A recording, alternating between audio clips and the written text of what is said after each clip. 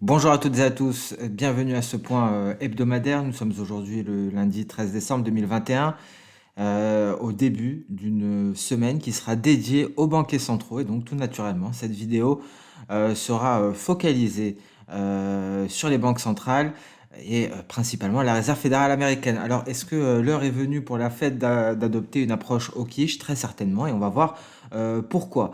Avant de se lancer dans le vif du sujet, nous allons débuter par le traditionnel rappel légal.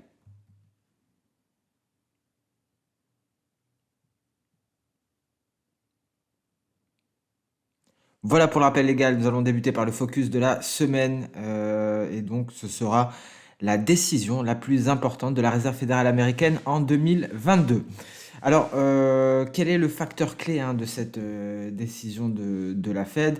Alors, ce qu'il faut savoir tout d'abord, c'est que le marché haussier dépend énormément des actions de la Réserve fédérale américaine. Ces actions-là seront même déterminantes hein, pour le marché bullish. Lors de la précédente réunion, la Fed a décidé d'amorcer le tapering et donc d'abandonner progressivement la planche à billets, mais elle ne s'est pas exprimée sur les taux d'intérêt. Et je cite, hein, comme l'a dit Jérôme Powell, l'heure n'est pas aux hausses des taux.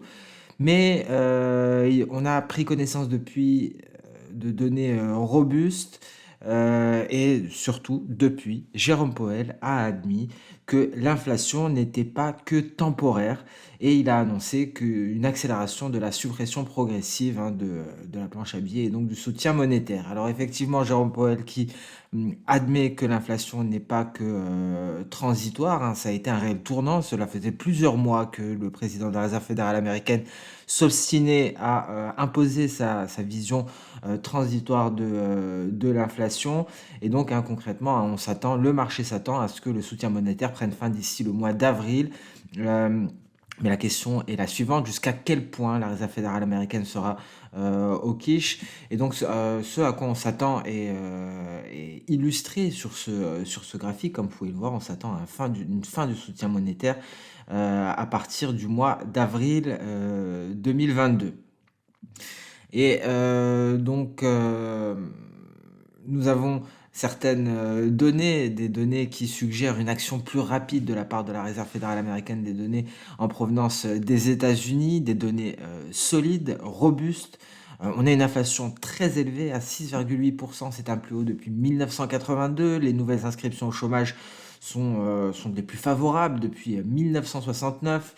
L'ISM, que ce soit des services ou manufacturiers, a atteint des niveaux que l'on n'a pas revisités depuis 2004 et le taux de chômage a perdu 94% de la hausse suite de la hausse issue du Covid. Donc tous ces éléments laissent penser qu'il y aura une action concrète de la Réserve fédérale américaine, hein. Il faut noter tout de même qu'il y a d'autres banquiers centraux, d'autres banques centrales qui vont maintenir leur politique actuelle, notamment la BCE.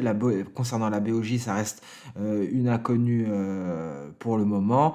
Et il faut noter que le total de liquidité nouvellement injecté sera à son plus bas depuis le premier semestre 2019. Sur le graphique, ci-dessus, vous retrouverez donc les différentes banques centrales, hein. On retrouve en gris la Réserve fédérale américaine, hein, vous voyez ce soutien monétaire sans précédent, la BOJ en orange et la BCE en bleu.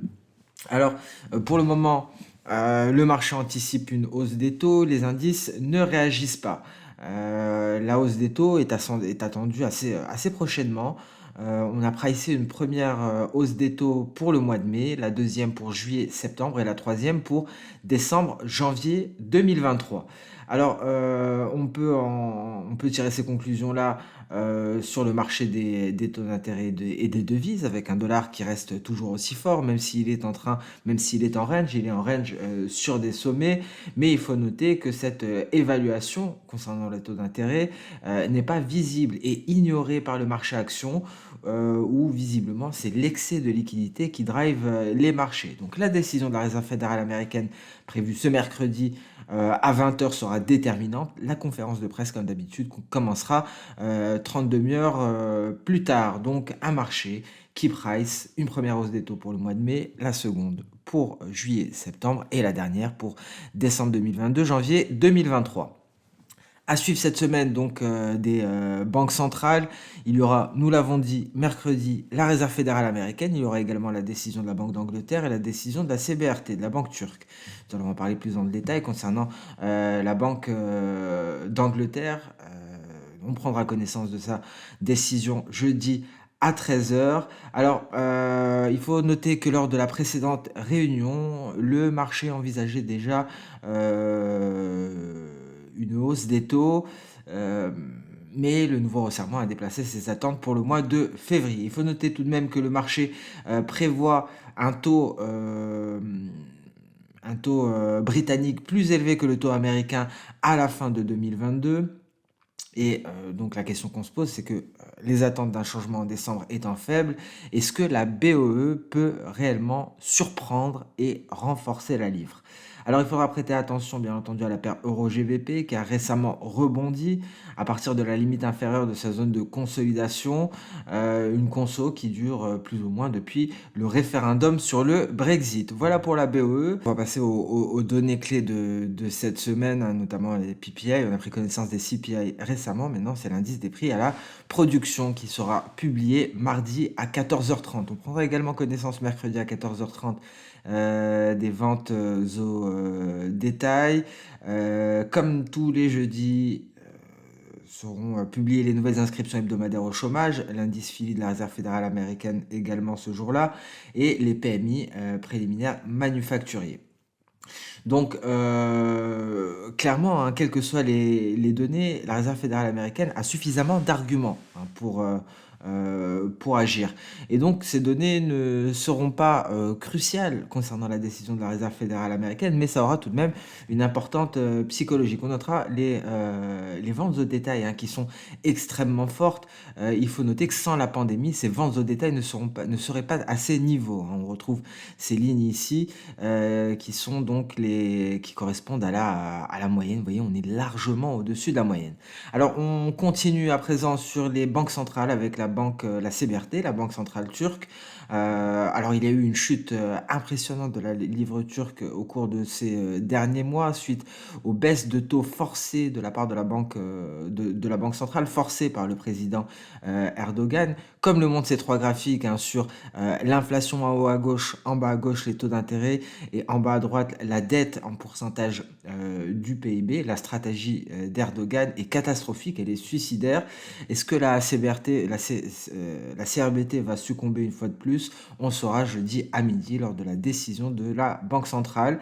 Et enfin, vendredi, vers 6 h du matin, on prendra connaissance de la décision de la Banque centrale du Japon. Donc une semaine qui sera sous l'étendard des banquiers centraux, et la réunion la plus attendue, bien entendu, sera celle de la Réserve fédérale américaine, et la plus